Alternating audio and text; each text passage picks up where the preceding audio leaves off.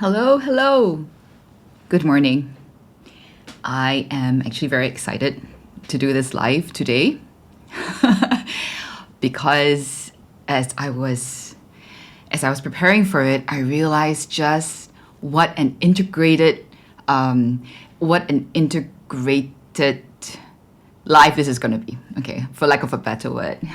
All right, so today's live is going to be a meaty one, okay? And it's going to come from me looking back at what has really helped me in my journey to develop a more secure attachment with God through the lens that I now have, the accumulated lens that I now have from my experience and all the things that I've learned, not just about prayer and spirituality, but also about trauma, about integration. In a sense, I'm looking back now and putting this together to share how specifically a very old and well-practiced prayer in the Catholic tradition, well, by those who I would say well-practiced by those who know of it. Okay, it's called the Prayer of the Examen. It comes from Saint Ignatius of Loyola, whose feast day was on July 31st. So that's 2 days ago for me in Singapore, because it's August the 2nd today. I did a little sharing in my IG story I think yesterday, about how the prayer of the Examen has been really helpful for me in growing more secure and more intimate in my relationship with Christ, with God. But at the same time, in my experiences, I've also realized and encountered how, depending on how you were taught the Ignatian Examen, this specific prayer, it's because it's actually pretty well known for those who go for retreats regularly, go for spiritual direction, okay? St. Ignatius' Prayer of Examen is actually very well known. And if you Google it, you will find many, many resources on it. There are many books published about Ignatian spirituality. There are many teachers of Ignatian spirituality. But there's a big, big difference in the way that this prayer is taught, okay? Or Ignatian spirituality in general is taught. There are so many factors that impact how we experience it. So I'm gonna talk about how it has been really helpful, okay, and then specifically the approach to take with the Ignatian Examen that can be very helpful for those of us who know we have abandonment wounds, okay, or we know we are insecure with God. So first off, before I go more into about this prayer, I want to say, how would you know if you have an insecure attachment to God? Okay, in case there's anyone watching this and wondering, I don't know, do I have an insecure attachment to God? Here are a couple of things that I came up with that may help you realize whether or not you have an insecure attachment to God. One, you know you should feel safe with God, but you don't. Okay, so you know you should be able to feel safe with God, but you can be honest enough to know that you don't really feel safe with God. Two, you find yourself constantly trying to stay on God's good side so that you will be included, so that He will love you. Okay, so if you find you're often worrying and anxious about, have I offended God? Have I upset Him? That could be a sign, okay? You have an insecure attachment with God. Three, you know intellectually and cognitively, right? So you know in your mind that God loves you unconditionally. You know that, you believe that, okay? You want to believe that. You can even say that you believe that is true. You believe that is true. And yet, you find that you're often afraid that without you knowing, you might somehow cross a line that suddenly you will find that God's love isn't unconditional. That maybe, like, you believe that He loves you unconditionally, and yet there's this anxiety somehow that, what if I screw up so bad at some point that, maybe I commit such a grave sin or something that maybe I find out that God actually has a limit to His unconditional love. Okay? If you have an insecure attachment with God, I think it's very likely you know exactly what I'm talking about. It's not something that we consciously keep thinking about, but it's a posture we live from. It's like a posture. There's always this anxiety that what if I do something and I don't even realize how bad it is? And what if I lose God's favor? Okay.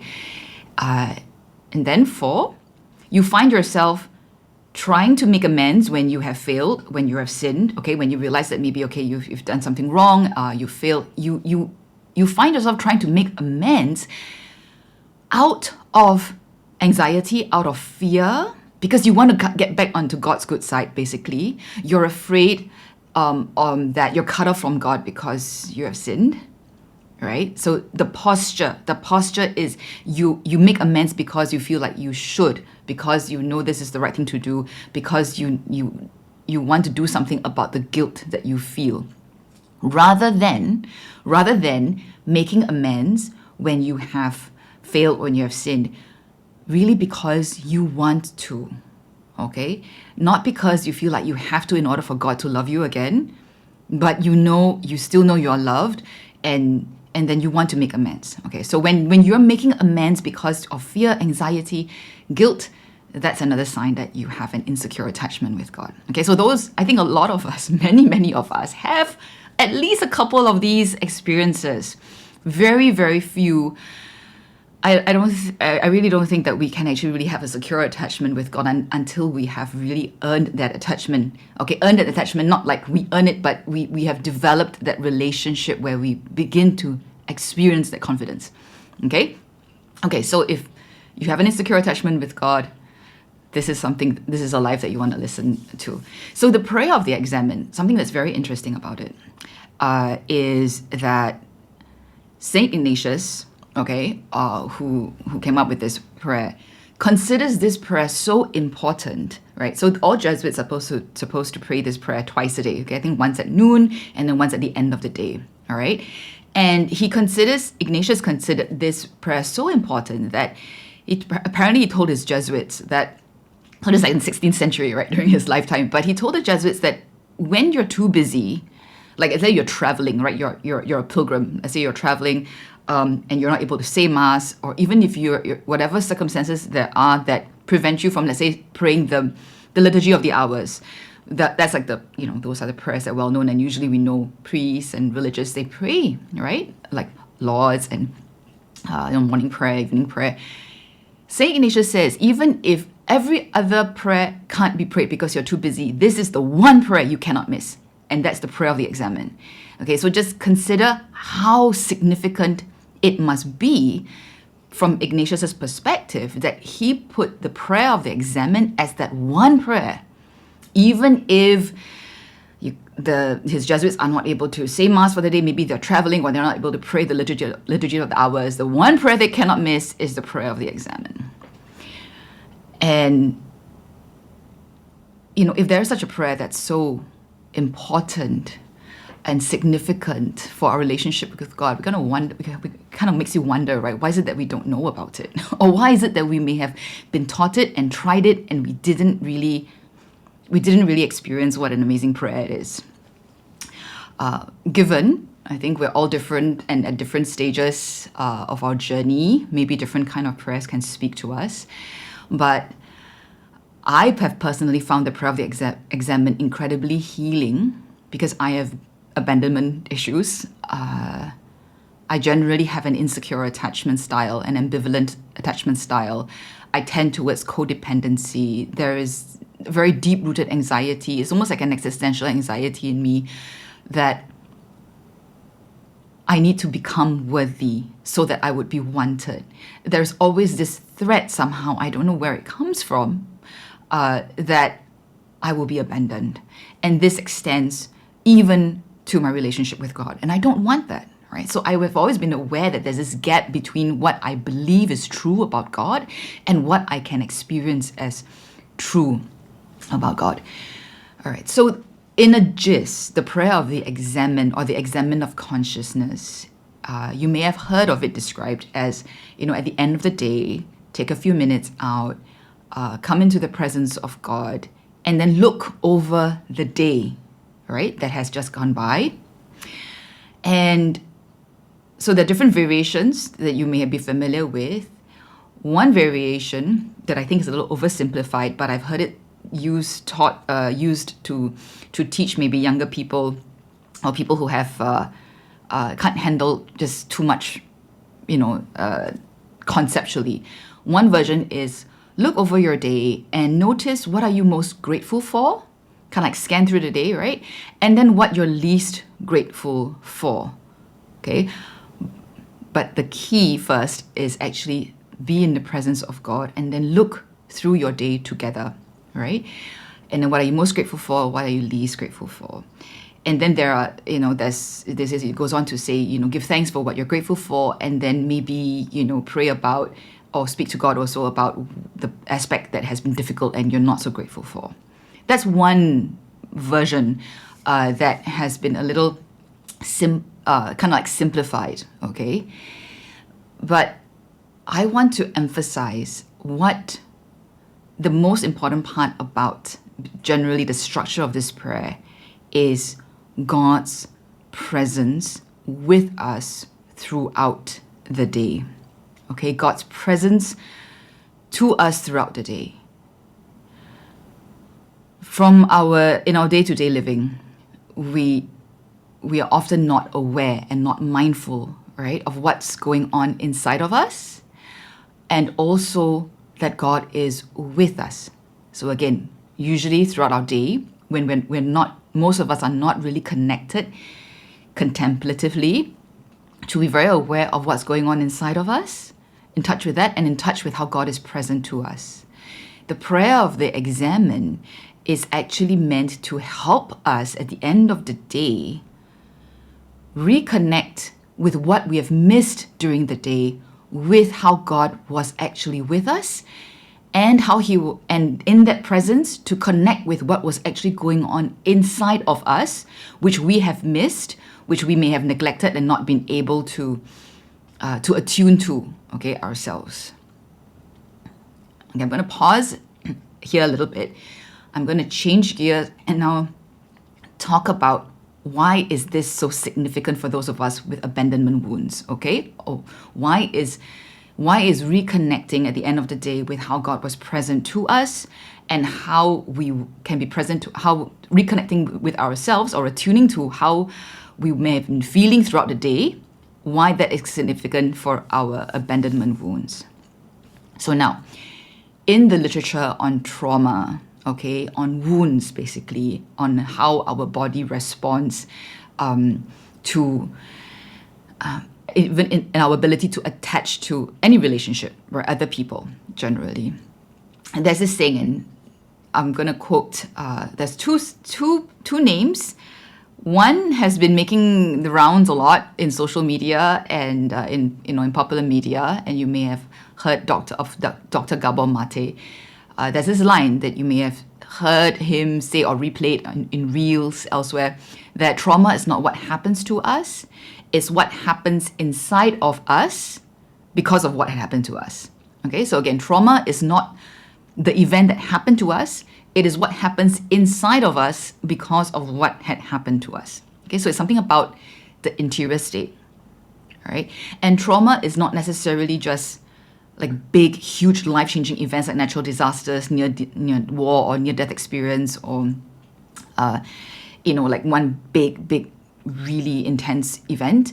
Trauma can also be an accumulation of being neglected, being constantly put down, emotional abuse. It might not be anything that is that noticeable. Okay, so many of us we have experienced trauma, maybe in that complex state, okay, the accumulative state. Not just experience, but the point is what happens inside of us when we experience not being attuned to, not being seen, constantly not being seen, not being heard, our needs not being considered important, maybe feeling excluded, that we can't be who we are and accepted, right? When you accumulate all of that, not just what happens, the events that happen, but what goes on inside of us, that is what causes trauma. There is another name, maybe a little lesser known now compared to Gabor Mate for most of us who are not really in this area of learning about trauma. Is Dr. Peter Levine, Levine, I think Levine. He is the founder of somatic experiencing. Okay, so Dr. Peter Levine is he developed this naturalistic and neurobiologically informed way of healing trauma through listening to the body and connecting with the body. So this is a quote attributed to Peter Levine. It is that trauma is not what happens to us. So that first part is the same, right? Trauma is not what happens to us, but what we hold inside in the absence of an empathetic witness. Again, trauma is not what happens to us, but what we hold inside in the absence of an empathetic witness. Now, this is significant because what he's saying is, even if something very horrific, scary, impactful happens to us, if we are not alone, if there is an empathetic witness, someone with us in that process, we're not left alone. We can actually process what was so difficult about this, and it will not remain with us. It doesn't cripple us. We don't hold on to it for the rest of our lives. Okay, so it's not the two events. There's a podcast called The Place We Find Ourselves by Adam Young, and I remembered being very struck in one of the earlier episodes. This is some time back when I listened, and he gave the example. So Adam Young's a counselor, and he gave an example of how, let's say, two young girls both got, let's say, sexually abused, maybe molested by a stranger. Okay, so same thing happened to them.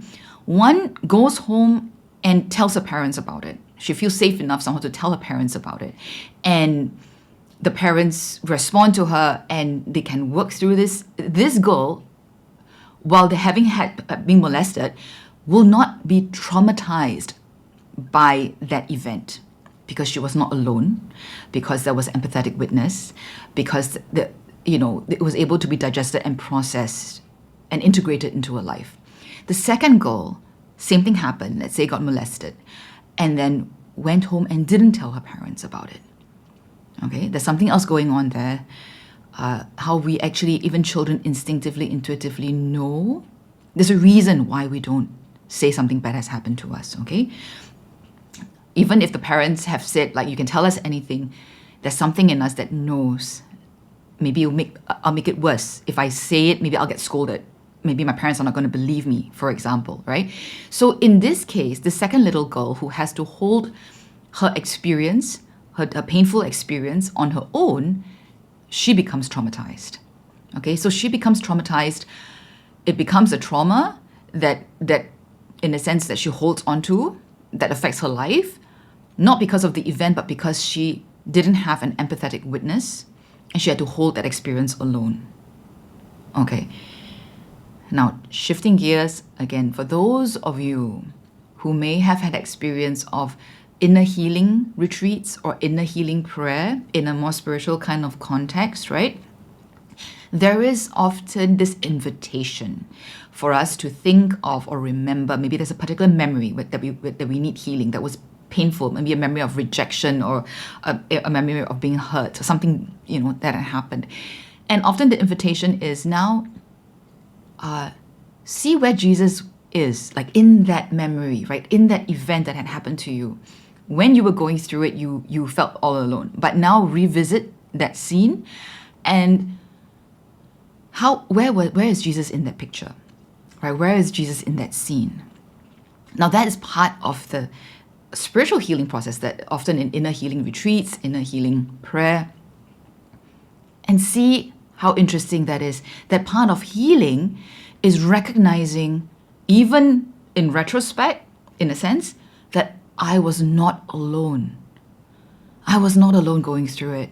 I thought I was, but really, God was with me. God was there too. And He experiences it with me. And then in that presence, now connecting to that God was actually present, even in that memory, in that time, healing can begin to happen. The trauma that we hold inside us can begin to be processed, right? Okay, so like I said, I'm actually synthesizing. I'm synthesizing things from different disciplines, different experiences that we don't often hear being put together okay? But I'm making the connections here. I'm making the connections that I've come to understand why these experiences are helpful. Okay, and it makes so much sense because it's true. When we are in the presence of an empathetic other, even when we go through really hard things, it doesn't damage us somehow, God made us very resilient. But I think we are also not meant to hold things alone, right? So we are meant to bear with one another and have people bear with us, right? In compassion and in empathy. Okay, so now, if that's the case, those of us with abandonment wounds, why we often feel insecure with God is precisely, usually we feel all alone. Usually we feel very lonely and we feel all alone in whatever we're going through. Our coping mechanism has already been one where maybe we shut people out or we shut God out because that's one way of feeling safer. Even though we're really yearning, we really, really long for someone to love us, to be with us, to love us no matter what. Yet there is this very deep anxiety and fear that we're so damaged somehow that if anybody really knew us, they couldn't possibly want us. They couldn't possibly love us. Have you ever experienced that? Right? That longing to be loved unconditionally, and at the same time, that fear that if anybody really knew exactly what we were like, then nobody would want to be with us. So, if this is the wound that we carry, but now we're coming back to the Examen prayer, the prayer of the Examen. And the prayer of the Examen is not about evaluating how well we did in the day. I find that there are some versions of the Examen that are kind of like taught or described with a bit of a slant towards it being a bit more like an examination of conscience, kind of like how well did I do, and then saying sorry to God where I have failed. That is not really in line, I think, with really the deeper spirit of the prayer of the Examen. It's meant to be an examen of consciousness, not an examen of conscience. So what's the difference? Examination of conscience is kind of like I look at my actions, right, the choices that I've made, and I feel like some have fallen short, some are good choices, some are bad choices. It becomes a weighing exercise. It becomes an evaluation exercise, right? A judging exercise. And when we are evaluating ourselves, or we expect God to evaluate us, that is like the opposite of the connection and the attunement that we need to have secure attachment. Okay, so that's not the way to approach the prayer of the Examen. I don't believe that's how St. Ignatius also meant it to be. It's not an examination of conscience. The focus is what happens or what's going on prior to our actions, okay? It is the movements of our heart. St. Ignatius talks about the movements of our spirit, the movements of our affect, which is our emotions. It's like what's going on inside us even before we take any action. How often are we aware of that? So the prayer of the Examen is actually meant to invite us to be attentive, to drop down and to actually attune to ourselves, our inner selves. So I often talk about the 3 layers of life, right? The outermost layer is of people, things, relationships, is where we take action. That's the layer, usually when we talk about examination of conscience in terms of actions, is the outermost layer. The inner layer is what's going on in our emotions, our thoughts, our physical sensations, the signals that our nervous system is sending to us. We usually are not very aware there. That's where St. Ignatius is actually saying, in terms of the Examen of Consciousness, he's talking about that layer. What are the movements of our emotions, of our hearts, our thoughts, our racing thoughts, what are they revealing to us? But here's the thing. If we are fearful of being rejected by ourselves or by God, usually we're not going to be able to attune to our emotions and what's going on in our consciousness. Because it's like we're afraid that we might find something in there that we are going to find is, we should reject, or that we are worried that we'll be rejected. So, in terms of the 3 layers, it is the core, our core identity, when it is more integrated. So that my identity is I am beloved. I am God's beloved. And when this is so solid, right, it takes time to get there, but when it gets so solid that I know I'm God's beloved no matter what, then I can look at my consciousness, I can look at my, what was going on in my emotions, my feelings, my thoughts without fear, because I am grounded in a love that holds me no matter what. Now, so of course, for those of us with abandonment wounds, the issue is, well, I don't have that kind of security, right? I don't yet have that kind of integrated core. And that's why I'm kind of afraid to look maybe too deeply or too attentively at even my own heart.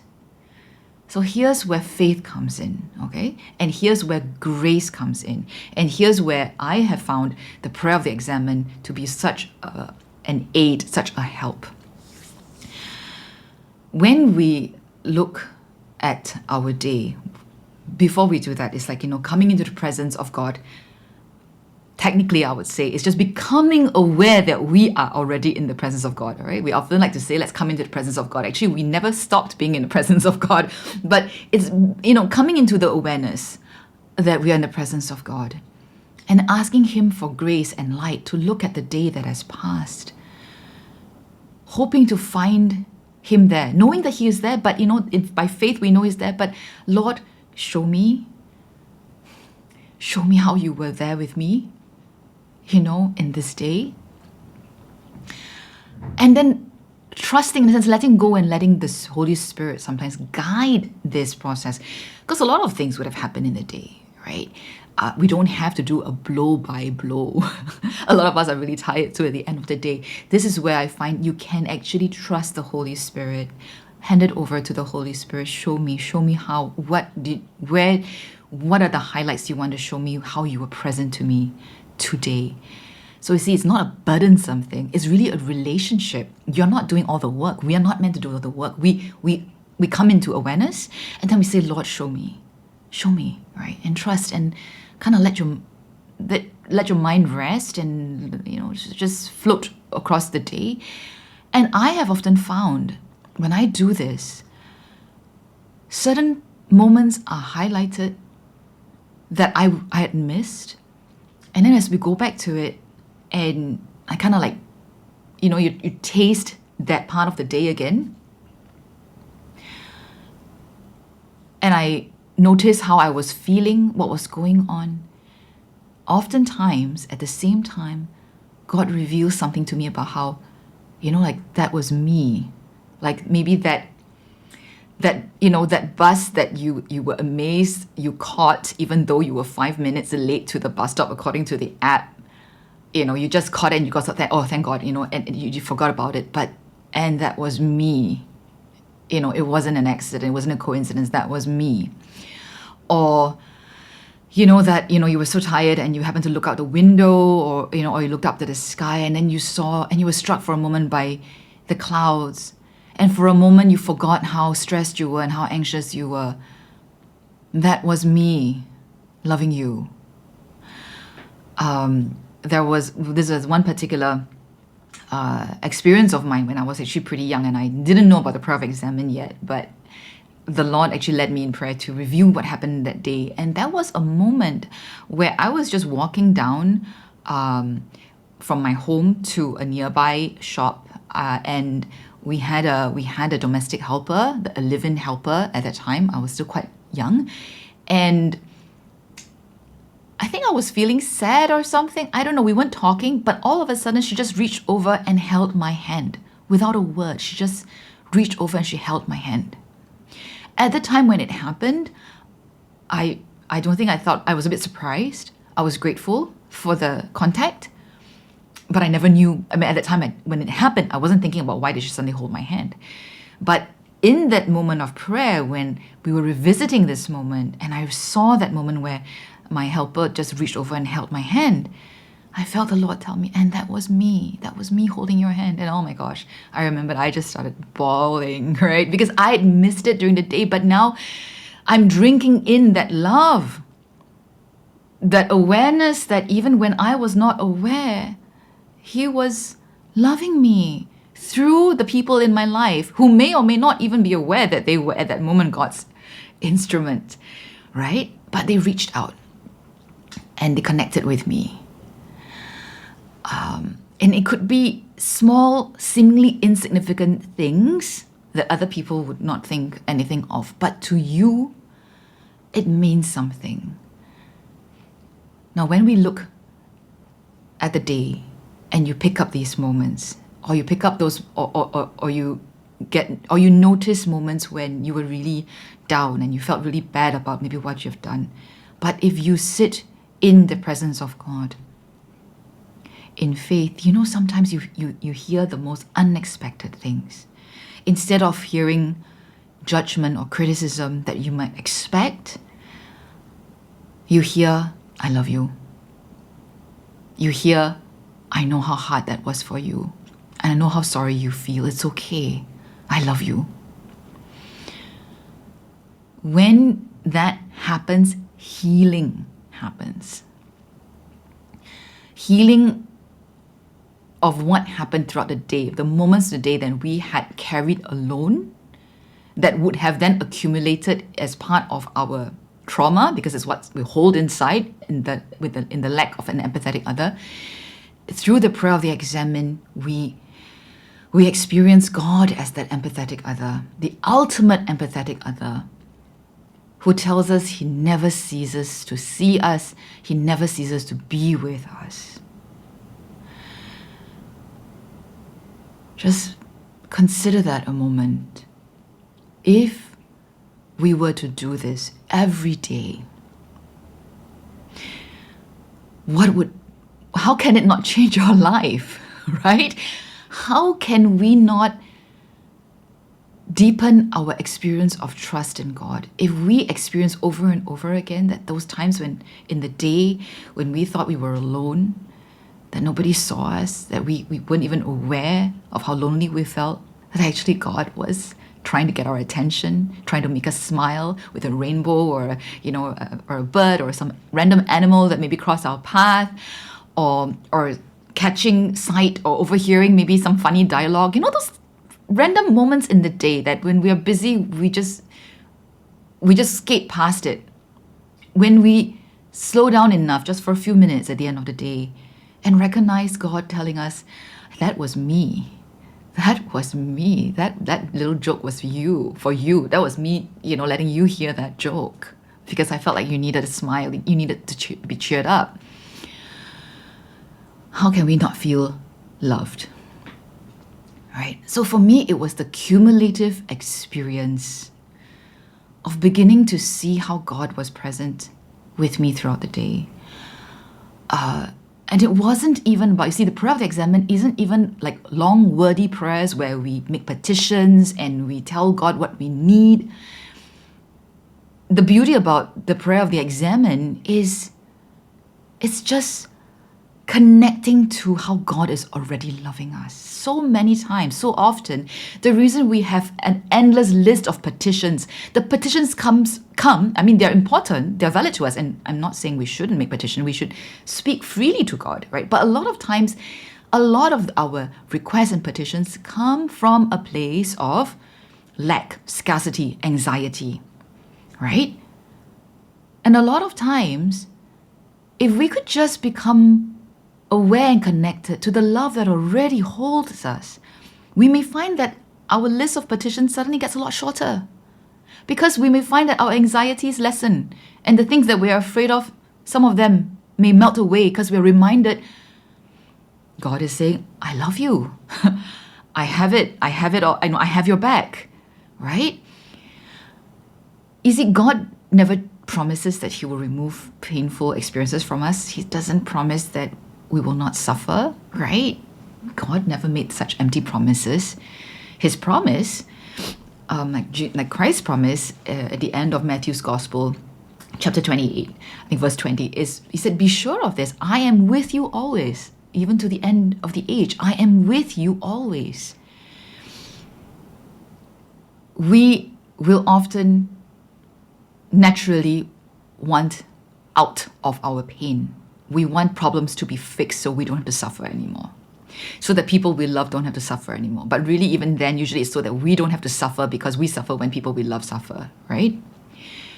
We may approach God that way, but the secure attachment that we begin to build with God, it's that secure attachment that Christ has with the Father that allows him to go even to death, being ultimately betrayed, the worst kind of suffering, and it did not destroy him.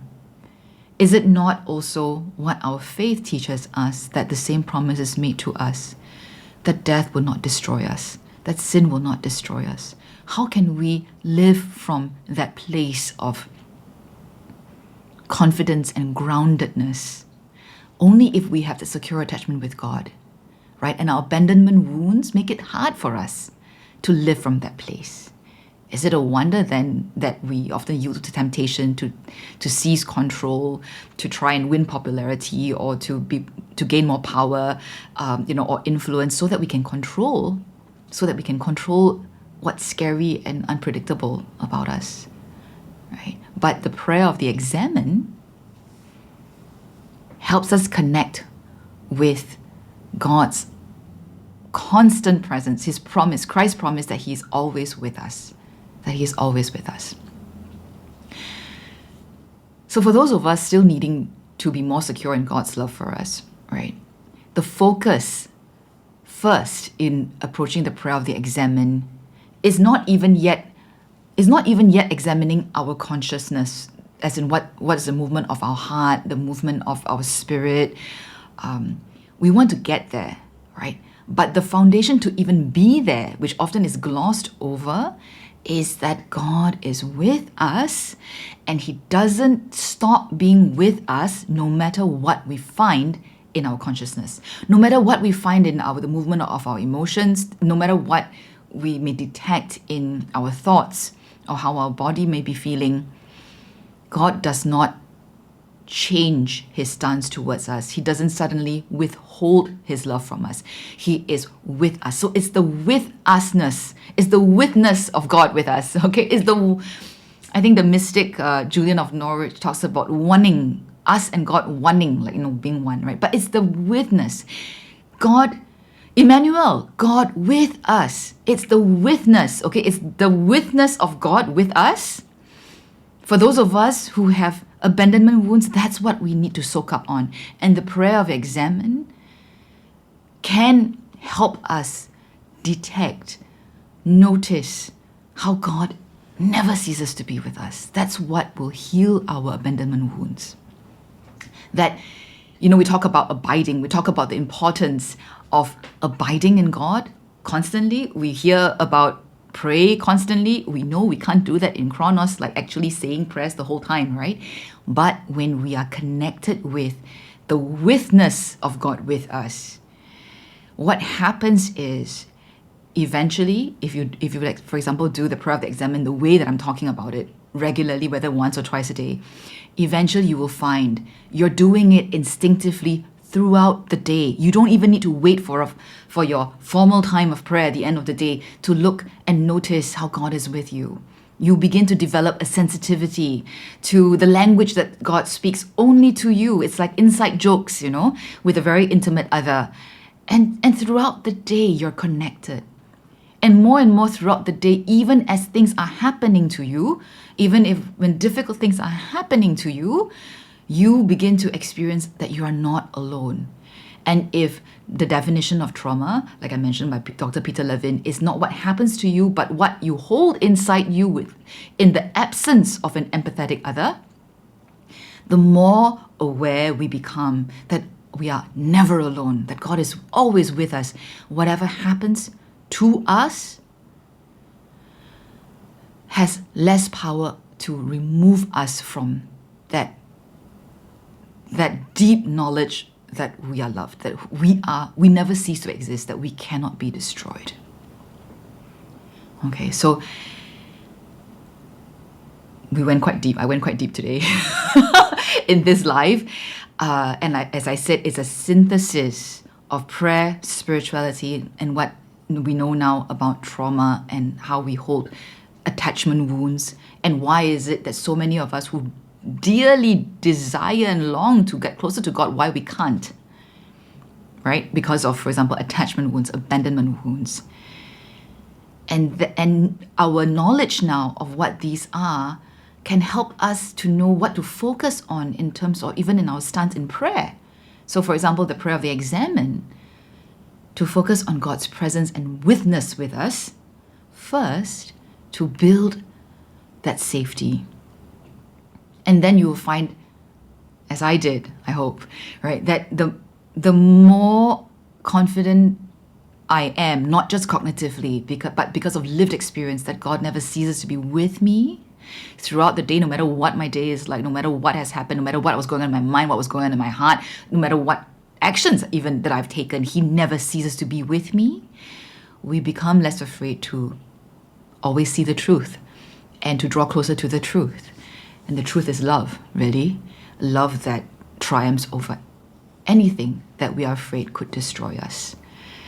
Okay, so I hope you enjoyed today's rather intense discussion of how the prayer of the Examen of Consciousness can actually help with the healing of our abandonment wounds. So for those of us who feel insecure in our attachment with God, I really invite you to consider or reconsider the prayer of the Examen with the angle that I've spoken of today. Okay, so be aware, don't approach it in a moralistic way, don't approach it just looking at the actions or a conscience. Look for the presence. Connect with the witness of God with us. That's the most important thing. That's the foundation. That's the foundation. Okay, so I was going to ask, might there be any questions in this? I don't think anyone has stayed throughout long enough to ask, but I'm just going to take a moment and check my notes. And if there's any questions or response, please feel free to use the question bubble.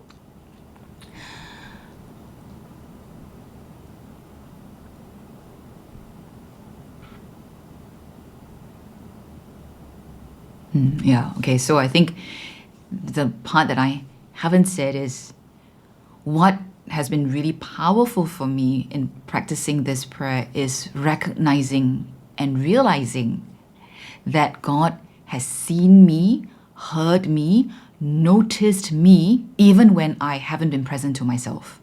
Like throughout the busyness of my day, right? In times when I practice the Examen, I feel seen, heard, noticed, loved.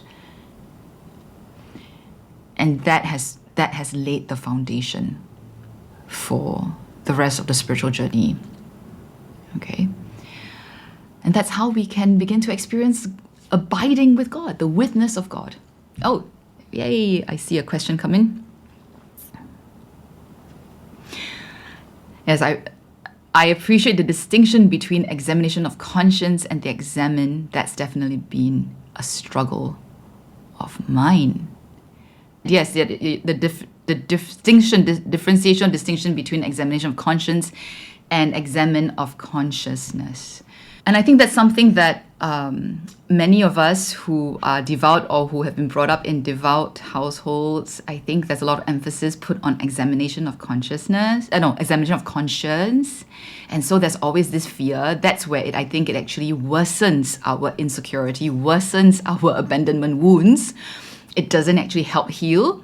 So that is so important, I think, the stance that we take even in a prayer like the Ignatian Examen, to know what it was actually intended, and then to be able to lean into the presence of God's love, really, that has to be underlying everything. Or else we don't know even how to we don't even know how to do an examination of conscience in a way that will help us if we don't have that underlying secure attachment with God. And that's actually the reality for many, many of us, which is why there's so many issues, so much fear, and why so many of the people who go for retreats and start spiritual direction, there's just so much pain and so much fear. There's so much fear. Most people who begin to want to take their relationship with God more seriously, they're just filled with fear that they're not worthy, they're not good enough, that somehow, what do they need to do to be loved by God? You see, that's often the concern. Actually, you don't have to do anything, right? So the prayer of the Examen, in the way that I've talked about it in this life, helps us to be connected to how the love was there prior to us doing anything, there during whatever we're doing, there even after whatever we may have done or failed to do. And it is that presence of that love with us that will help us to, fill up on love and then be more loving. And act not out of fear, not out of scarcity, but to love from abundance. Okay. Any other question or comment? This life was really quite deep today. So I'm going to this life, any of these longer lives that you see me doing usually in this with this background, it's kind of my home studio. I also have a second camera and I also have an external mic that I am using at the same time to record. So these longer lives will at some point appear on my YouTube, where it's easier for you to watch, pause, take notes. I know because someone actually messaged me recently and asked, are you going to put your live somewhere else? Because I want to take notes and it's hard for me to pause and stop and play again. So these will appear, the longer lives that you see in this background will almost always definitely appear on YouTube and eventually on my podcast as well. Okay, it'll just take time to reach there. But yes, I thank you for watching again, and until the next one, please, if you have any questions or follow-up, just any of you who are watching this on replay or right now, just send me a direct message. Okay, I'll be happy to pick up and go further or deeper, pick up something from what was talked about today. Bye. Have a blessed day or night.